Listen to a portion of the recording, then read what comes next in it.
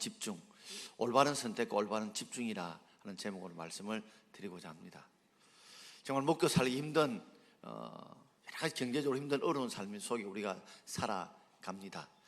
그 어려운 속에 정말 여러 가지 문제가 꼬인 삶에 살아가는 분들 보면 사는 삶이 답답하다, 힘들다, 죽고 싶다, 재미가 없다, 이렇게 고백을 합니다. 그런데 모든 조건들이 먹고 사는 문제에 삶의 문제에 아무 문제가 없고 넉넉함에도 불구하고 그런 분들 중에서도 삶에 재미가 없다, 답답하다, 컬컬하다 하는 분들이 계십니다.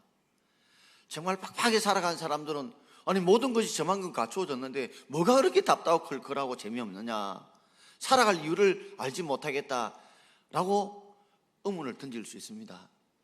그 이유는 바로 우리 속에는 뭔가 가치 있고 보람 있는 이 사명, 일을 이루어가는 일들이 없게 되면 지금 먹고 사는 애 답답해서 먹는 것만 채워지면 다 될 것 같아도 그것이 다 태워져도 결국 의미 있고 가치 있는 보람 있는 일에 우리 인생의 소명을 다하지 않으면 우리 속에 허전함과 답답함들은 여전히 존재한다는 말이죠. 지금은 돌아갔지만 스티브 잡스가 애플 컴퓨터를 만들어서 자신이 회장으로 일할 수 있는 한 분을 찾아갔습니다. 그 사람이 당시 펩시 콜라의 회장이면서 경영인이었던 존 스칼리라는 사람이었습니다. 가서 좀 우리 애플 컴퓨터가 창립한 지가 얼마 안 되는데 여기 회장으로 좀 취임해서 우리를 도와주면 좋겠다 라고 했습니다. 당시 애플 펩시 콜라는 상당히 일이 잘 풀려지고 융숭하였고 존 스칼리는 본 것도 많이 받았고 명예와 건세도 누리고 있었습니다. 근데 이제 세운 지 얼마 안 되는 이런 애플 컴퓨터 회장으로 와달라니까 누가 봐도 가지 않을 상황이었는데 그가 애플 컴퓨터 회장으로 자리를 옮겼습니다. 그 이유는 바로 스티브 잡스가 했던 한마디 말 때문에 그렇습니다. 스티브 잡스가 존 스칼리에게 이런 말을 했어요. 당신이 평생을 설탕물 만드는 데 인생을 걸 거냐, 그렇지 않으면 이 인류와 사람들을 위해서 뭔가 의미 있고 보람 있는 일을, 세상을 바꾼 일에 당신의 인생을 한번 기여하고 싶으냐, 대답을 해보라고. 결국 그는 세상의 돈과 부와 명예보다는 내가 인류와 세상을 위해서 뭔가 기여할 수 있는, 보람을 낄 수 있는 일에 그 인생을 걸었던 것이죠. 그렇습니다, 여러분. 우리가 먹고만 살면 되는 것이 아니라 우리 속에는 근본적으로는 우리가 뭔가 하나님 이 땅에 우리를 보내셨을 때에 의미 있고 보람 있는 그런 사역을 우리가 감당하기 위한 그런 마음들이 우리에게 다 있다는 말입니다. 그 삶을 해나갈 때 참 보람과 참 기쁨을 누리게 되는 것이지요. 오늘 요한복음 4장을 보게 되면 요한복음 4장에는 어떤 내용이 기록되어져 있느냐 하면 바로 사마리아 여인을 전도하셨던 예수님의 사역이 본문 앞부분에 기록되어 있습니다. 사마리아 땅, 그저 저주받은 땅이요 저주받은 백성들이라서 유대인들, 이스라엘 백성은 항상 둘러가거든요. 근데 예수님께서 그걸 간통해 가셨어요.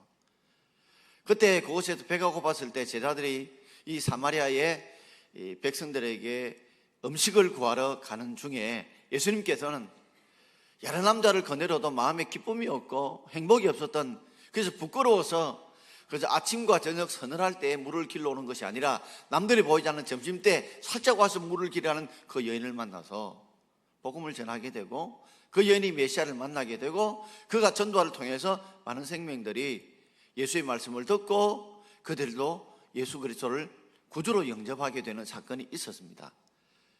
자, 그 이후에 제자들이 이제 음식을 구해서 왔어요.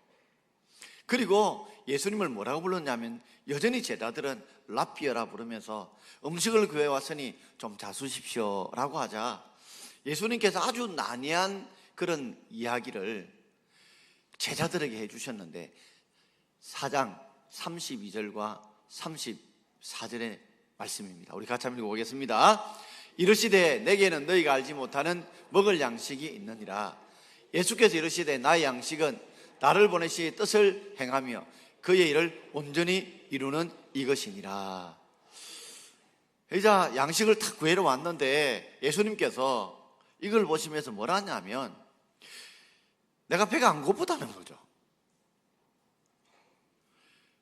그러면서 너희들이 알지 못하는 나의 양식이 있다.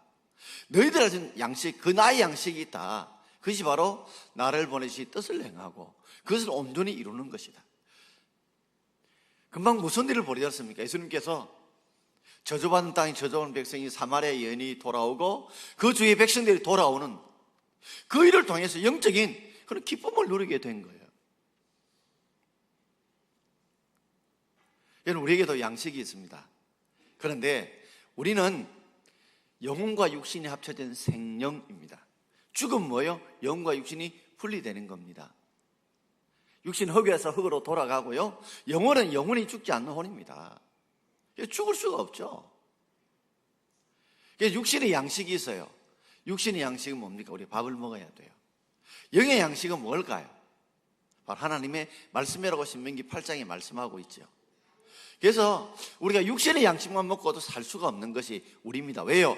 우리는 영혼과 육신이 합쳐진 살아있는 생명이기 때문에 영적인 양식이 우리에게 있어져야 영혼의 기쁨과 평안과 즐거움과 감사와 은혜와 행복이 넘친단 말이죠.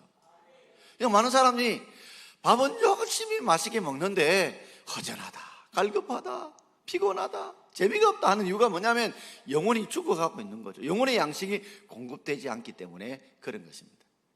자, 오늘 예수님께서 두 가지로 오늘 우리에게 말씀을 주셨는데 그 말씀을 함께 나누어 보려고 합니다. 첫 번째는 올바른 선택의 문제입니다. 오늘 하루도 우리는 수많은 것을 선택하며 살아갈 것입니다. 어떤 음식을 먹을까? 오늘 여러분 교회 반찬 나오면 어떤 반찬을 먹을까? 어떤 국 건더기를 먹을까? 밥을 얼마만큼 먹을까? 선택하죠. 또 여러분 음식을 만든 분들은 오늘 어떤 음식을 만들어야 될까? 이 선택하고 고민하죠. 우리는 여러 가지 선택의 삶 속에서 살아가고 있습니다.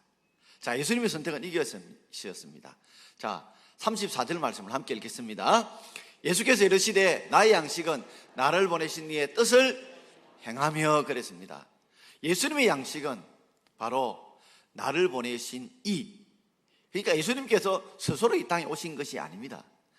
예수님을 이 땅에 보내신 분이 계십니다. 누굽니까? 하나님 아버지가 보내셨습니다. 그냥 보낸 것이 아니라 뜻을 행하기 위해서 보내셨다는 겁니다. 그러니 예수님이 이 땅에 스스로 오지 않았습니다. 하나님 아버지께서 예수님을, 하나님 아들 예수님을 인간의 몸을 입으시고 이 땅에 보내셨습니다. 뭘 하기 위해서요? 그 뜻을 이루기 위해서 이 땅에 보내신 것입니다. 그 뜻이 무엇일까요? 만백성이 죄인된 우리들을 살리시기 위해, 구원하시기 위해서 바로 뜻을 행하도록 이 땅에 보내셨다는 것을 예수님이 아신 것입니다. 그러므로 이것을 행할 때에 나의 영적인 양식이 풍성해지는 거예요. 그러니까 배부르지 않다는 거죠. 배고프지 않고 배부르다는 것이죠. 사마리아인이 돌아오고 백성이 돌아오니까 그 기쁨이 그 속에서 지금 충만하다는 말입니다. 그래서 우리는 선택을 할 때 분명과 어느 걸 선택할 건데 우리는 후회 없는 선택, 올바른 선택이 우리에게 필요하죠. 누가 10장에 보게 되면 두 여인이 나옵니다. 언니였던 마리아와 마르다와 동생이었던 마리아가 나옵니다. 예수님께서 그 집에 신방을 갔습니다. 근데 좀 일찍 오셨어요. 음식이 제대로 지금 준비되지 못했습니다. 언니였던 마리아는 좀 더 많은 음식을 준비해서 예수님을 맛있게 아주 정중하게 귀하게 대접하고 싶은데 예수님 일찍 오신 거예요. 그래서 마음이 분주합니다. 이 음식 만들고 저 음식 만들려고 하는데 얄밉게도 동생은 예수님 발 앞에 딱 앉아서 말씀을 듣는 것입니다. 얼마나 속상해요. 그래서 도저히 견디다 못해서 언니였던 마르다가 예수님, 내 동생이 지금 잠깐만 예수님 발 아래 말씀 듣고 있는데 일 안 하고 뺀질뺀질 거리는데 좀 와서 내 일을 좀 도와달라고 예수님 좀 말씀하십시오. 동생이 말을 안 듣습니다.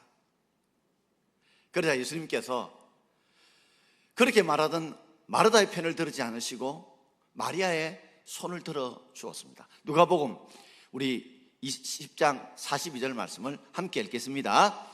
몇 가지만 하든지 혹은 한 가지만이라도 족하니라. 마리아는 이 좋은 편을 택하였으니 빼앗기지 아니하리라 하시니라. 지금 예수님께서 마르다를 향해서 음식을 여러 가지 한다고 마음이 분주하고 동생이 안 도와준다고 마음에 불평이 가득한데 그러지 말고 한 가지 음식을 하라. 그리고 내가 여기를 신방했던 이유는 내가 맛있는 음식을 대접하는 그 중요하고 귀하지만 더 중요한 것, 더 좋은 선택은 바로 마리아처럼 예수님 발 앞에서 예수의 말씀을 듣는 것이 더 중요한데, 이 좋은 편은 마리아가 빼앗기지 않을 거다. 참 예수님 완곡한 표현을 하셨죠. 그러니 마리아는 음식 하는 것보다도 말씀 듣는 게 중요하니까 마르다야, 너도 와서 음식 한 개만 하고 여기 와서 말씀을 듣도록 해라. 이 좋은 편을 빼앗기지 말라. 여러분, 우리도 어쩌면 세상의 바쁜 일 때문에, 분주한 일 때문에 이 좋은 편을 빼앗길 때가 얼마나 많은지 모릅니다. 예수님이 좋은 편이 뭐였습니까? 나를 보내신 이의 뜻을 행하는 이 좋은 편을 예수님께서는 선택하시고 빼앗기지 않는 일에 그 일생을 걸었던 겁니다. 여러분, 예배 시간에 가장 중요한 하나님 말씀을 들으면서 나를 이 땅에 예수 믿게 하셔 보내신 하나님의 뜻이 무엇인 걸 알고 그 뜻을 깨닫고 우리가 살려고 하는 것이 정말 우리가 가장 좋은 편을 선택하는 것 아니겠습니까? 그런데 세상에 여러 가지 힘들고 어렵고 빡빡하고 분주하고 근심 걱정과 염려 불평 때문에 우리가 이 좋은 편을 지금 많이 빼앗기고 있다는 말이죠. 지금 돌아가셨지만 황정진 목사님께서 이제 영락교회를 잘 개척해서 목회를 하시다가 그 다음에 박조준 목사님께 후임 바톤을 넘겨줬는데, 박 목사님께서 이제 다시 교회를 개척해 나가게 되었습니다. 그래서 새로운 후임 목사님을 구하게 됐는데, 어떤 한 분 마음에 담고 계신 분이 계셔서요, 그분에게 이렇게 말을 했답니다. 목사님, 우리 교인이 어린아이부터 다 보면 한 15,000명 정도가 됩니다. 그러니 좀 오셔서 우리 교회를 목양해 주십시오 라고 했는데, 그 목사님께서 이런 말로 거절을 하셨습니다. 제게 중요한 것은 교인의 숫자가 아니라 하나님의 뜻입니다. 교인의 숫자가 중요한 것이 아니라 제게는 선택의 기준이 하나님의 뜻입니다. 그분이 기도하고 기도하시면서, 그렇게 당시에 한국의 제일 큰 교회였지만 그럼에도 불구하고 하나님 뜻이 움직이는 것이 아니었기 때문에 그분은 영락교회에 부임하지 않았습니다. 우리는 다 선택하며 살아갑니다. 어떤 한 어머니가 시골 장에서 사과를 한 상자 사가지고 오셨습니다. 그래서 아들 둘에게 5개를 나눠줬어요. 시골에 사과를 가다 보면 벌레 문 것도 있고 좀 울퉁불퉁한 것도 있고 그랬는데, 이 아들들이 애끼면 사과를 먹는 걸 가만히 봤더니 큰 아들은 먹는 걸 보니까 제일 맛있는 것부터 먼저 먹고 그 다음 맛있는 거, 그 다음 맛있는 거, 이렇게 사과를 먹는데 이 작은 아들은 굉장히 애끼는 거예요. 그래서 좋은 건 나중에 먹으려고 제일 나쁜 것부터 먼저 먹고 그 다음 맛없는 것부터, 그 다음 맛없는 것부터 먹는 거예요. 두 아들이 사과를 5개 다 먹는 걸 보고 엄마가 두 아들을 불렀어요. 인생은 선택인데 큰아들을 보니까, 장난을 보니까 맛있는 것부터 먹고 잔을 보니까 맛없는 것부터 이렇게 먹는데, 아끼 먹는데, 내가 볼 때는 너희들 인생을 선택할 때 맛있는 것부터 먼저 먹는 그런 긍정적인 그런 마음을 가지고 살아가는 것이 좋겠다고 이야기를 했습니다. 그래서 앞으로 살아가면서 너희들이 제일 맛있는 거, 그 다음 맛있는 거, 그 다음 맛있는 거, 늘 맛있는 인생을 살아야지 먹을 때 제일 맛없는 거, 그 다음 맛없는 거, 그 다음 맛없는 거, 이렇게 살지 말라는 거죠. 다 같이 사과를 먹어도 어떻게 먹는 이 선택 기준이 다르듯이 여러분의 인생의 선택을 하면서 먼저 그의 나라, 그 일을 구하는, 예수님처럼 여러 가지 하고 싶은 일들 많지만은 예수님의 선택은 늘 나를 보내신 이의 뜻을 행하는 삶의 선택의 기준을 둔 것처럼 그런 삶이 되기를 바랍니다. 예수님 마지막 죽음의 순간에도 그 선택을 올바르게 하셨어요. 자, 누가복음 22장 42절 말씀을 우리 함께 읽겠습니다. 이르시되 아버지여, 만일 아버지의 뜻이거든 이 잔을 내게서 옮기시옵소서. 그러나 내 원대로 마시옵고 아버지의 원대로 되기를 원하나이다. 예수님 십자가에 죽으시기 하루 전날에 겟세마네 동산으로 기도하시던 내용이 바로 이거죠. 그 십자가를 지는 고통이 너무 힘들고 어려우니까 이 죽음의 잔, 고난의 잔을 좀 지나갈 수 있으면 좋겠다. 예수님이 십자가에 죽지 않고 고난 당하지 않고 구원받을 수 있다면, 백성이 건진받을 수 있다면 그 길이 없습니까? 라고 정말 간절하게 하나님 아버지 앞에 애통하여 기도하면서, 그러나 본인도 그 길이 없던 줄 압니다. 그러면서 뭐라고 말씀하십니까? 내 원대로 마옵시고 아버지의 원대로 되길 원합니다. 이 원 대신에 뜻을 이어도 똑같죠. 아버지여 내 뜻대로 마옵시고 아버지의 뜻대로 되길 원합니다 해서 아버지의 원을 선택하시고 그 아버지의 뜻을 선택하시는 삶을 끝까지 사신 것처럼 여러분의 선택도, 여러분의 삶도 이런 삶이 되기를 주의 이름으로 축원드립니다. 두 번째는 올바른 집중입니다. 우리가 올바른 선택을 했다면 그 집중해야 되는데, 우리가 34절 말씀을 한 번 더 읽어볼까요? 전부를. 예수께서 이르시되 나의 양식은 나를 보내시의 뜻을 행하여 그 일을 온전히 이루는 이것이니라. 아멘.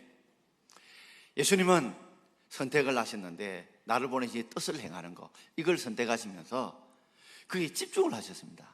이것을 온전히 이루는 것, 이걸 온전히 이루는 것, 이것이 바로 자신의 양식이라고, 삶의 기쁨이라고, 보람이라고, 행복이라고, 즐거움이라고 말씀하셨죠. 그렇습니다. 여러분, 우리가 올바른 선택을 했다고 끝나는 것이 아니라 우리의 선택이 이걸 온전히 이루기까지 나아갈 수 있는 저와 여러분 되기를 주의 이름으로 축원드립니다. 예수님은 죽음의 순간에도 이를 행하셨죠. 자, 요한복음 19장 30절 말씀입니다. 우리 같이 읽읍시다. 예수께서 신포도주를 받으신 후에 이르시되 다 이루었다 하시고 머리를 숙이니 영혼이 떠나가시니라. 저는 이 구절이 참 가슴에 깊이 새겨집니다. 나도 이렇게 고백하고 싶은 마음이 정말 간절합니다. 하나님 동막교회 저를 담임 목사로 보내신 하나님의 뜻이 있을 줄 압니다. 마지막 제가 은퇴하는 그 순간에 내가 다 이루었다고 이렇게 고백할 수 있는 목사가 되면 얼마나 좋을까. 내가 마지막 죽음의 순간 앞에 섰을 때에 그때 하나님 내게 주신 이 사명을 내가 다 이루었습니다. 내가 이렇게 고백하고 죽으면 얼마나 좋을까. 예수님께서는 온전히 이루셨죠.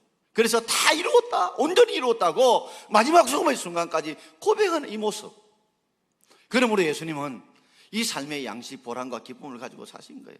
남들이 보면 그 험악한 십자가를 지고 고난과 모욕과 멸시와 조롱과 죽음을 당하셨고, 그렇지만 그 아버지의 보내신 뜻을 잘 행하시고 이것을 다 이루었다, 온전히 이루었다 하시면서 주님 앞에 가시지 않았습니까?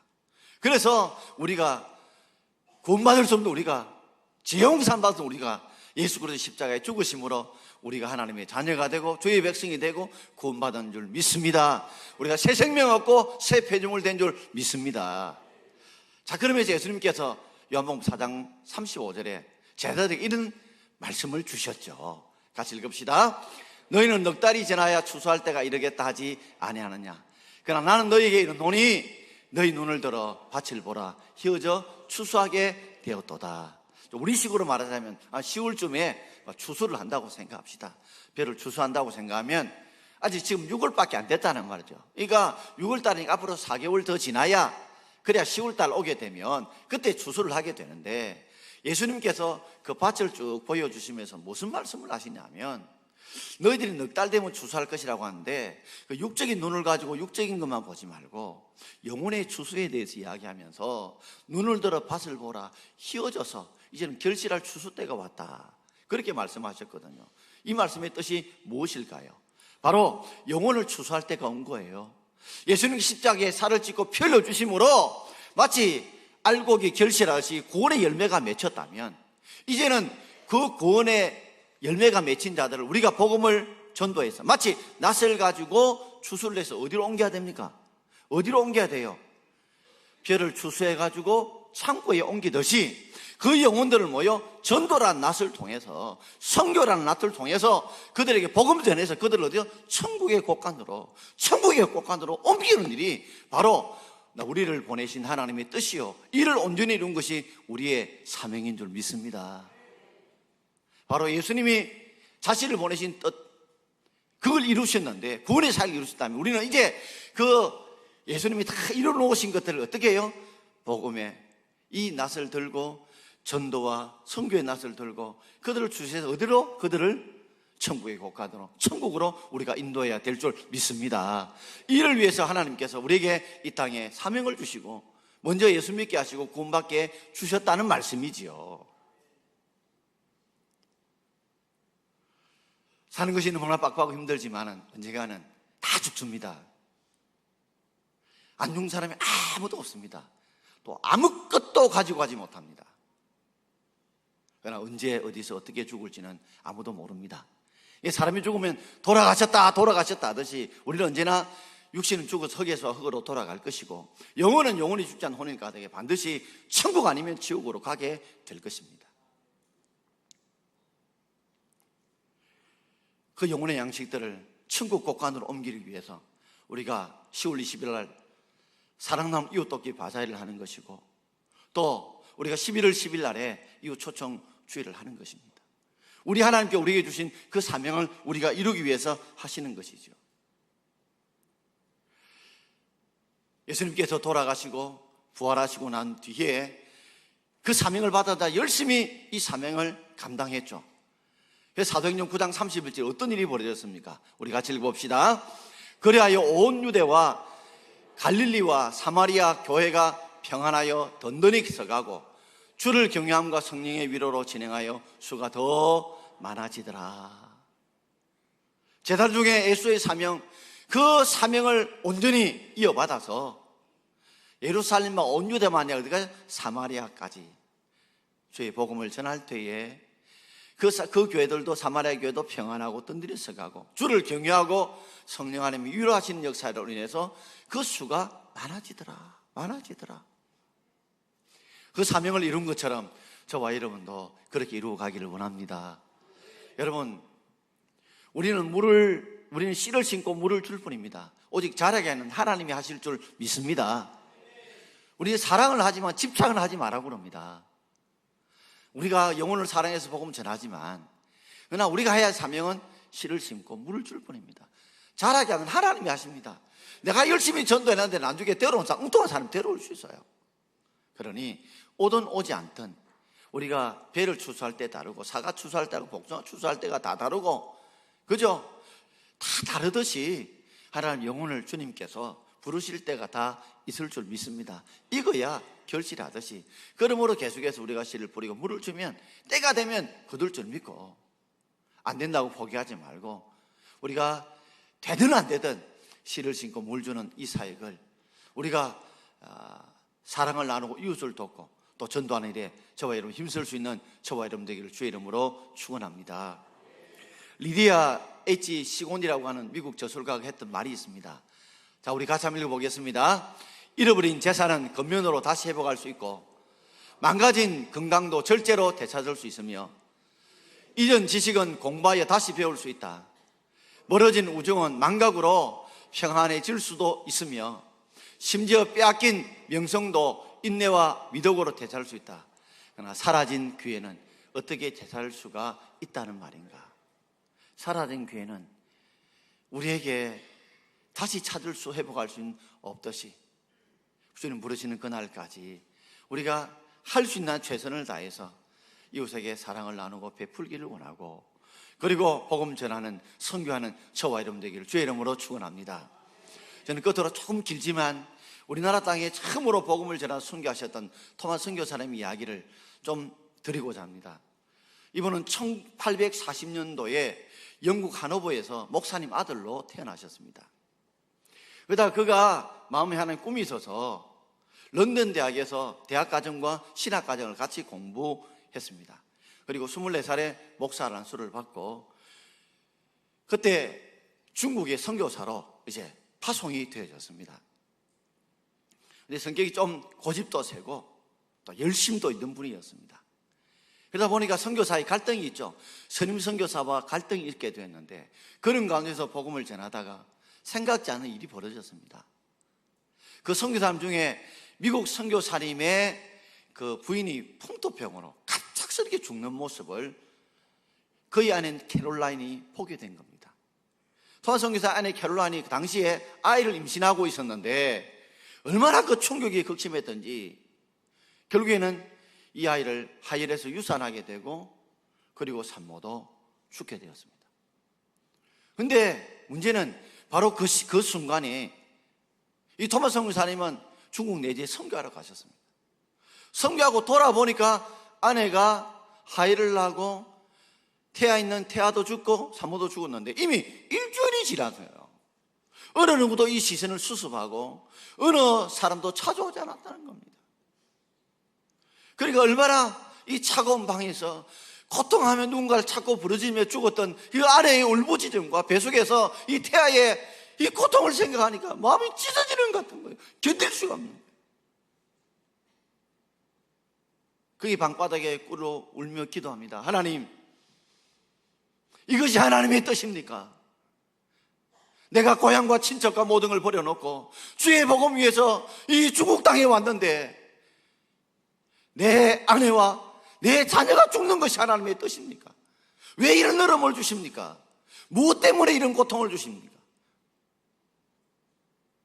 그리고는 자신을 파송했던 런던 선교에 처음이자 마지막인 편지를 보내면서 자기 아내가 죽었다고, 그리고 선교사 사임하겠다는 사임 보고서를 보내게 되었습니다. 그 인생이 무엇을 할까 고민하고 갈등하다가 그 토마스 선교사님은 중국의 해상 세관의 통역관으로 취업을 하게 되었습니다. 토마스 선교사를 파송했던 런던 선교에 난리가 났습니다. 중국에 큰 꿈을 안고 선교사로 파송했는데 선교를 그만두고 세속인 이 직업을 가지고 일을 하게 됐다는 걸 두고 중국 선교는 실패했다고 단정을 지었습니다. 그래서 시간이 흘렀어요. 흘러가다가 마침 조선에서 동지사 일행이 왔습니다. 이 동지사는 동짓날쯤에 중국에 이제 물건을 보내는, 공물을 보내는 파송을 담당한 사자가 벼슬사자거든요. 선비입니다.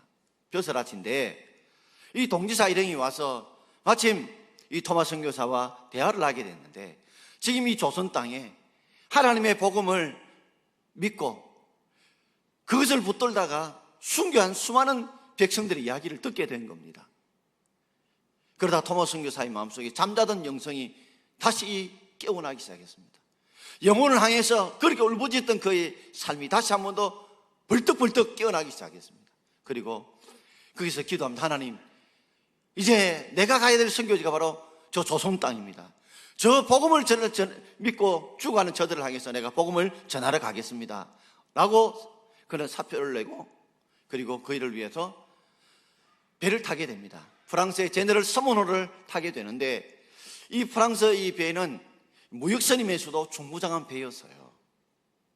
그래서 이 배가 중국을 출발해서 강변을 거슬러 올라오는 중이었는데, 그러니까 이 평양 쪽에서, 대한민국 평양 쪽에서 감사들이 나와서 군사들이 우리 땅에 오지 마라 오지 마라 했는데도 불구하고 그 제너럴 서머너 군인들이 총을 쏘고 대포를 쏘면서 점점 상류로 올라오게 되어서요. 그러다가 이제 이 서해 쪽에 썰물이 물이 확 빠지면서 대동강물도 빠지게 됐어요. 그러다 보니까 배가, 이 큰 배가 이제 암초에 걸려서 빠져나가지를 못하게 되었어요. 뼈도 박도 못하게 된 겁니다. 그러다 평양감사가 이런 계획을 세운 거예요. 상류에서 높은 곳에서 배에다가 수많은 집들과 나무들을 엮고 불을 붙였어요. 떠내려 보냈습니다. 배가 떠내려가자 제너럴 서머너와 부딪히게 되죠. 그러다 제너럴 서머너에 불이 붙게 됐습니다. 그러자 거기서 군사들과 그리고 거기 함께 그 배에 탔던 토마스 선교사도 살기 위해서 대동강물이 떨어진 거예요. 그 중에 이 토마스 선교사님도 그게 붙잡혀서 결국에는 칼로 참수형을 당했습니다.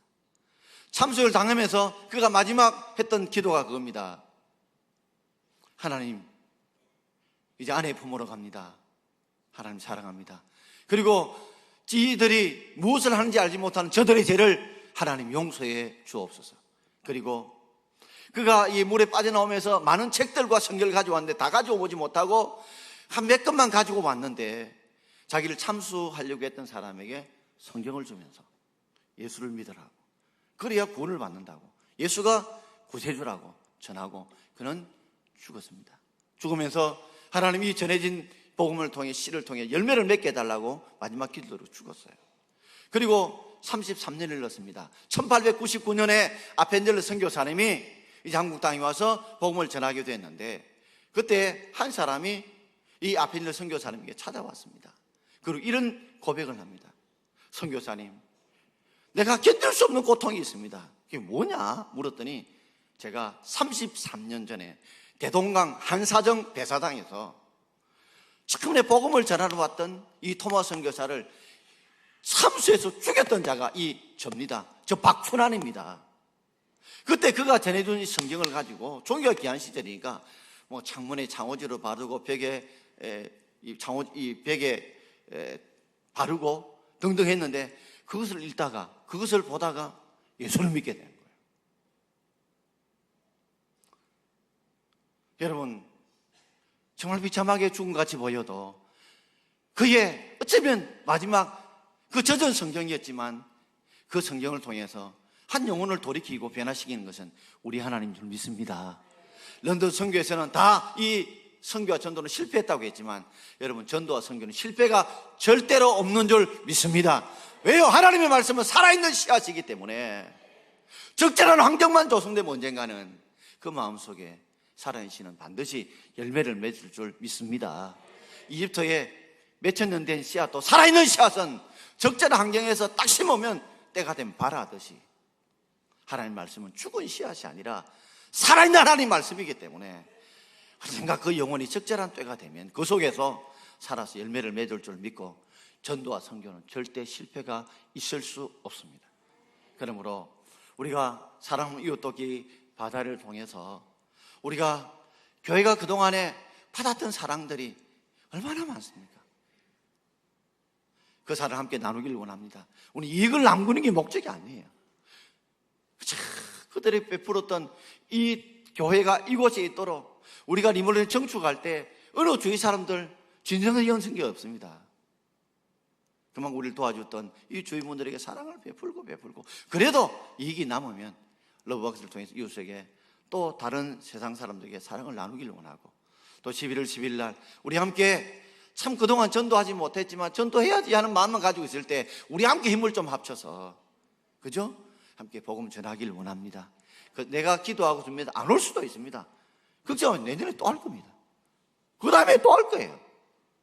주님 앞에 부르시는 그날까지 오늘 예수님께서 말씀하신 것처럼 나의 양식은 나 보내시니 뜻을 행하며 이것을 온전히 이루는 것이라고 말씀하신 것처럼 오늘도 우리도 이 예수님의 사명을 다 이루시고 예수님께서 죽으신 것처럼 우리도 주님 앞에 설 때에 이 사명을 온전히 완수하며 살아가는 저와 여러분 되기를 주의 이름으로 축원드립니다. 기도하겠습니다. 주신 말씀 기억하며 주의 이름 세물을 삽심해서